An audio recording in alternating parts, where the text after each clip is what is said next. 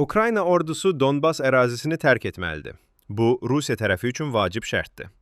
Bunu Rusiya prezidentinin mətbuat katibi Dmitri Peskov deyib. O bildirib ki, Moskva Ukrayna üzvə danışıqlar prosesinin detallarının açıqlanmasını məqsəduyğun hesab etmir. Qeyd edək ki, Ukrayna prezidenti Vladimir Zelenski Donbas məsələsinin əsas olduğunu bildirib. Zelenski vurğulayıb ki, bu məsələ üç tərəfin, Ukrayna, ABŞ və Rusiya nümayəndələrinin iştirakı ilə bu gün və sabah Əbu-Dabidə müzakirə olunacaq.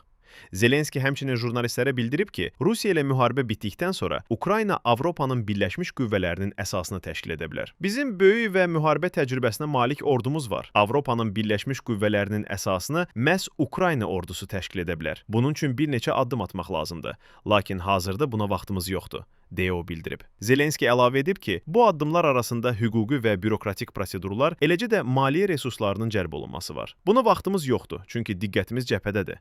Müharibə bitər-bitməz biz bu struktura mütləq qoşularıq. Avropanın indi edə biləcəyi isə maliyyə bazasını hazır etməkdir, deyə o vurğulayıb.